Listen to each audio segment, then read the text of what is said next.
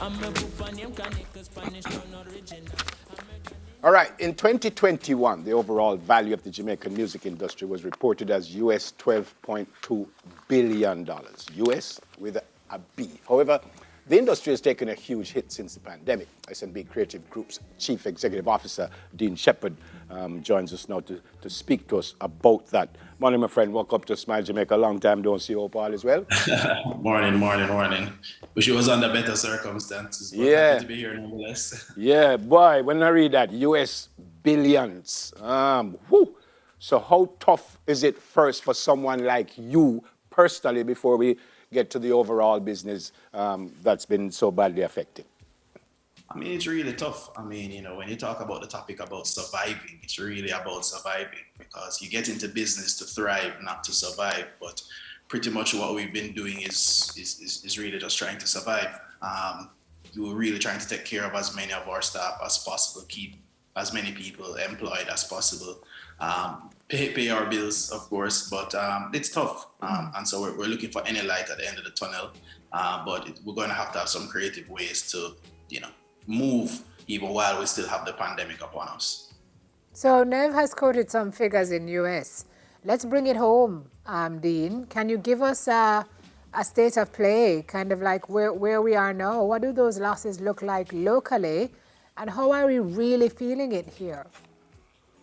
Well, I can't speak for anybody's figures in detail. I know that by some estimates, our local event industry, there are several estimates, but in terms of our production industry, anywhere from 5 billion to 8 billion in terms of the market opportunity. And I would say, for our group, we're probably operating at about 20 to 30% of capacity. Wow. So we're managing to keep our head above the water, pay our bills. So it's more about the lost opportunities that we've had in terms of being able to deliver, value for our partners, shareholders, and our team members, of course. So I would imagine that some businesses may be higher than that number, and some businesses, pretty much lower than that. So there are a lot of losses. Is it a lack of imagination? Is it a lack of government policy? Because we see in other places where events have been reshaped and reimagined, but nothing seems to be happening here. And I know for a while there was a lobby happening. So is it that nothing is moving on that end? Because our creatives are geniuses. Like, I know we can figure out ways to keep events that can perhaps not breach any protocols or can provide some kind of outlet in a safe way.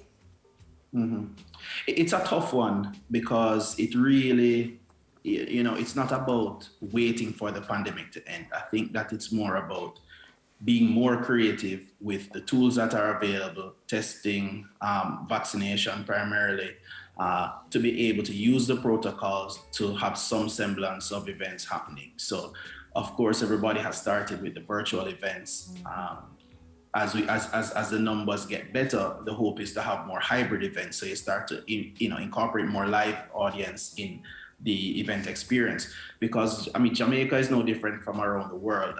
Live events is just hard to replace. It's hard to create an experience that replaces that human interaction and that live event. So hybrid events and virtual events have been going on, but I think now we need more the vaccination numbers to go up so that the government can and stakeholders can get more freedom to use the tools that we have to create these vaccination events, pod events, and just kind of reimagine what the entertainment experience can look like. It doesn't have to be a large stage show, but it can be a show with a concert element, people sitting in pods, in cabanas or so, drive-in events. So I think that we still have a number of creative ideas that are not being explored, but I know the government has a hard task because it's all a risk with the science and with the statistics about the impact of vaccinated people versus unvaccinated people. I know it's a huge debate, but I feel like we need more freedom to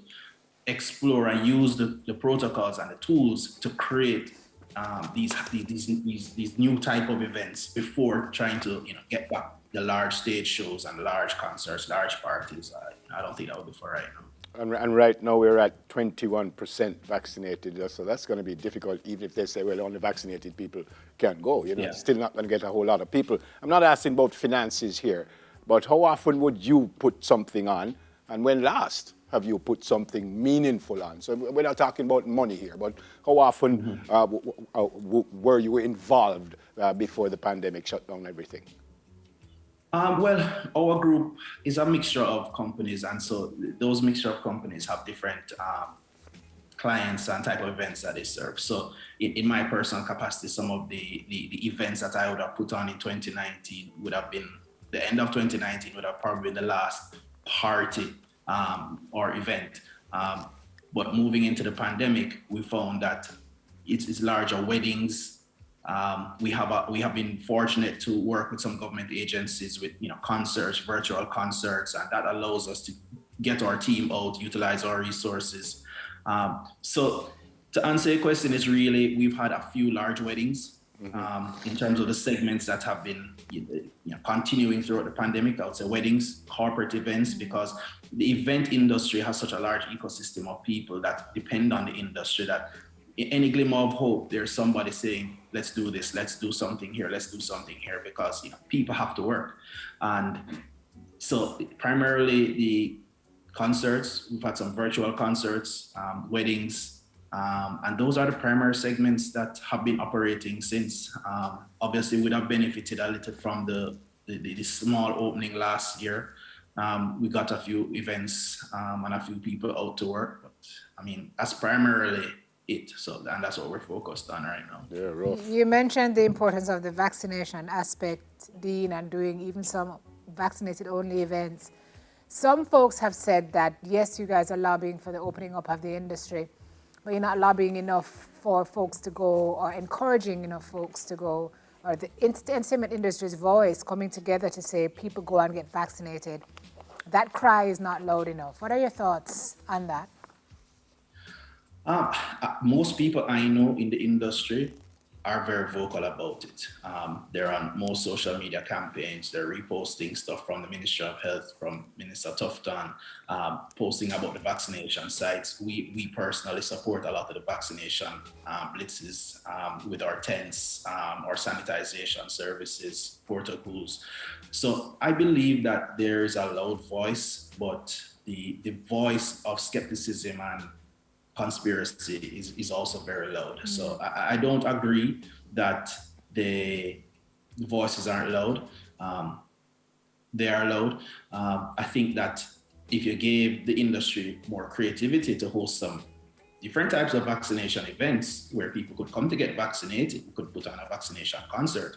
I've heard people talk about those things, but to be honest, from what happened last year when the industry had that slight opening and the rhetoric that was framed around the impact of that opening on the spike, I just think that nobody's giving the industry, a just due to say, okay, what can we do? Let's think again about it. Everybody has kind of said, well, entertainment, to the side till we get out of this pandemic, which is, it's not really fair. And again, entertainment is one aspect of the whole entire industry, and I think it's a mistake. Which maybe people just don't realize that events and entertainment industry is part entertainment, but corporate events, launches, cocktail events, there's a lot more to it than just entertainment. Yeah, than just party. Yeah. Right, than just party. And I think that people have tried to say it, but people just are like, no, everybody just wants to party, and that's not it. The same lighting designer that goes to parties and does a show is the same one that does corporate events and produces summits for corporate clients. Yeah. And so I think that the industry just needs a little bit more room to be creative, because what you've seen in other first world countries, they have not held on to the virtual space as an end game. They've done it as a holding position until the vaccination numbers come up, until the protocols are eased, so that they can use the testing, isolation protocols, vaccination status to get back to semi-live events, starting with hybrid events, because ultimately, as I said, it's hard to replace the human interaction. Yeah. It will be here in some form, but I think that the mix will ultimately go back to being in person. Yep. Good to see you. We're in a fourth wave now. I pray that there won't be a fifth wave, and folks like you will be able to do what you ought to be doing pretty soon. Good to see you. Stay safe and God bless you and your family. All right? Yeah, man. Same to you. Thanks for having me. Yeah, man. Chief Executive Officer of the SNB Creative Group, Dean Shepherd. All right, from the bank to the studio, we're going to speak to bank manager turned recorder.